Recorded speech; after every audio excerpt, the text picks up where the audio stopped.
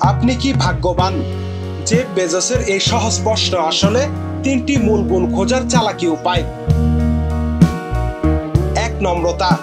যারা স্বীকার করে তারা ভাগ্যবান, তারা বুঝে যে সাফল্য শুধু মেধা বা পরিশ্রমে আসে না, সঠিক সময়ে সঠিক স্থানে থাকাও গুরুত্বপূর্ণ। এটা তাদের বিনয় ও কৃতজ্ঞতা দেখায়, যা টিম ওয়ার্কের জন্য জরুরি। ২. উদ্যোগ। ভাগ্যবান লোকেরা শুধু সুযোগের অপেক্ষায় থাকে না, তারা সুযোগ তৈরি করে। মনোবিজ্ঞানী রিচার্ড ওয়াসম্যানের গবেষণা বলে এরা বেশি খোলামেলা, ঝুঁকি নিতে প্রস্তুত এবং ছোট ছোট সুযোগকেও কাজে লাগায়। অ্যামাজনের মতো দ্রুত বদলানো পরিবেশে এই গুণ অমূল্য।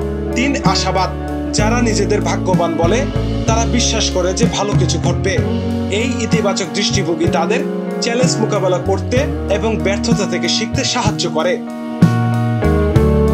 বেজোস ভাগ্য সম্পর্কে প্রশ্ন করে আসলে জানতে চান, আপনি কি নম্র, অর্থাৎ সাফল্যে অন্যের অবদান স্বীকার করেন?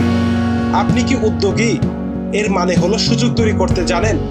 আপনি কি আশাবাদী, অর্থাৎ কঠিন পরিস্থিতিতেও ইতিবাচক থাকেন? এই ৩ গুণ যার আছে সে না শুধু অ্যামাজনে, বরং যে কোনো জায়গায় সফল হতে পারেন ভাগ্যে থাকলে। নাফিউল ইহসান, দৃষ্টি ২৪।